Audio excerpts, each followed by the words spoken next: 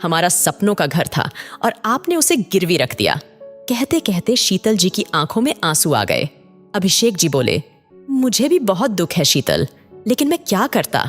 लड़के वालों की मांग थी गाड़ी की, कहां से देता। कितना जोड़ तोड़ करके शादी का इंतजाम किया है। 2 दिन रह गए हैं शादी में। आज सुबह ही समधी जी का फोन आया था। कह रहे थे कि दुल्हन तो नई गाड़ी में ही विदा होनी चाहिए। आप मेरा इशारा समझ रहे हैं ना। फिर थोड़ी देर बाद विनय बेटे का फोन आया। कहने लगा, पापा जी मुझे और इशिता हम दोनों को ही होंडा की कार पसंद है, इसलिए पापा जी वही कार लेना, और हाँ, सफेद रंग की ही लेना। अब तुम ही बताओ शीतल, मैं क्या करता। इस समय तो समधी जी से भी बात करने का कोई फायदा नहीं है। तुम चिंता मत करो, मैं जल्दी हमारे घर का कर्ज उतार दूंगा। आंखें तो अभिषेक जी की भी नम थीं, लेकिन शीतल जी को ज्यादा दुख ना पहुंचे, इसीलिए एकदम बोले कि बहुत भूख लगी है, खाना लगा दो। शीतल जी और अभिषेक जी दोनों ही सोच में थे कि किस तरह तिनका तिनका जोड़कर ये घर बनवाया था। एक एक चीज कितने अरमानों से लगवाई थी। कितने साल उन्होंने किराए के मकानों में ठोकरें खाई थी। इस मकान से उस मकान जैसे खाना बदोश जिंदगी हो गई थी। उनकी अपनी जरूरतों को कम करके ये सपनों का घर बनाया था। कितनी खुश थी शीतल जी उस दिन जब इस घर में गृह प्रवेश किया था। कमरे के बाहर से उनकी बेटी इशिता सारी बातें सुन रही थी। वह कमरे में आई और बोली, पापा, क्या दहेज देना इतना जरूरी है कि उसके लिए अपना घर भी गिरवी रखना पड़ रहा है। अरे बेटा, हम लड़की वाले हैं, इतना समझौता तो करना ही पड़ता है। तुम चिंता मत करो, मैं सब ठीक कर दूंगा। इशिता बोली, पापा मुझे नहीं पता था विनय मुझसे इसीलिए कार के बारे में बात कर रहा है। पापा प्लीज घर को गिरवी मत रखो। मैंने देखा है कि कितने अरमानों से आपने और माँ ने यह घर बनवाया था। नहीं पापा, घर गिरवी नहीं रखा जाएगा, मैं बात करूंगी विनय से।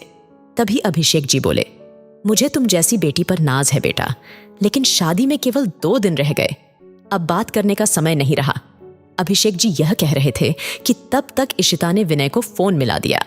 विनय ने जैसे ही फोन उठाया तो इशिता चिल्लाते हुए बोली, विनय, ये मैं क्या सुन रही हूं। तुमने पापा से कार देने के लिए कहा है, तो इसमें क्या गलत किया मैंने। सबको जरूरत होती है कार की, हमें भी होगी। कहीं घूमने जाएंगे तो तुम्हें लेकर रिक्शे में थोड़ी ना घूमूंगा। कहकर विनय हंसने लगा। तभी इशिता बोली, तो फिर मुझे घर भी अलग चाहिए। मैं तुम्हारे संयुक्त परिवार के साथ नहीं रह सकती। मुझे इस घर में अकेले रहने की आदत है। ये क्या बकवास कर रही हो तुम। क्या यही संस्कार दिए हैं तुम्हारे पिता ने। यह सुन इशिता बोली, तुम्हारी मांगों में संस्कार तो कहीं लिखे ही नहीं है विनय। तुम्हारी मांगों में तो बस फर्नीचर, गहने, रुपया और कार ही है, संस्कार तो कहीं है ही नहीं। इसीलिए मैं अपने पिता के दिए संस्कार उनके पास ही छोड़कर आऊंगी। यह सुनकर विनय चुप हो गया। विनय मेरे पापा कार देने के लिए अपने सपनों का घर गिरवी रख रहे हैं, जो मैं कभी नहीं होने दूंगी। आज घर के साथ मैंने अपने संस्कार भी गिरवी रख दिए। मैं आज ही ये रिश्ता तोड़ रही हूं, क्योंकि जो आदमी अपनी पत्नी की जरूरतें अपने आप पूरी नहीं कर सकता, ऐसे आदमी से मैं शादी नहीं कर सकती। इशिता की बात सुनकर विनय अफसोस करता हुआ बोला, मुझे माफ कर दो। इशिता, तुमने मेरी आंखें खोल दी है। अपने मम्मी पापा के कहने से मैं भटक गया था, लेकिन अब मैं सब समझ गया हूं। पापा से कहना घर गिरवी रखने की कोई जरूरत नहीं है।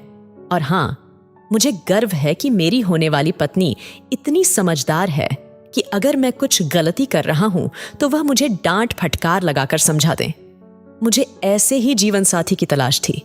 तुम दुल्हन बनकर मेरा इंतजार करना, परसों मैं तुम्हें अपनी दुल्हन बनाकर ले जाऊंगा। ऐसा कहकर उसने फोन काट दिया। विनय से बात करके इशिता के सिर से मानो जैसे बहुत बड़ा बोझ उतर गया था। वह अपने पापा से बोली, पापा, अभी जाकर घर के कागज वापस लाइए, और यह कागज माँ की अमानत है। इन्हें माँ से कभी मत लेना। ये घर हमारे सपनों का घर है। हमने इसे अपने प्यार से बनाया है। इसे हमसे कोई नहीं छीन सकता। अभिषेक जी और शीतल जी ने यह सुन बेटी इशिता को गले से लगा लिया। दोस्तों, अक्सर ऐसा होता है कि एक पिता अपनी बेटी की विदाई के लिए खुद बाजार में बिकने को तैयार हो जाता है। यही वह समय होता है जब एक पिता सबसे ज्यादा विवश होता है। दोस्तों, इस वीडियो को लेकर आपकी क्या राय है, नीचे कमेंट करके जरूर बताइएगा। और इसी तरह की इंस्पिरेशनल वीडियो देखने के लिए हमारे पेज को लाइक एवं फॉलो जरूर कीजिएगा। तो मिलते हैं अगली वीडियो में। आपका बहुत बहुत धन्यवाद।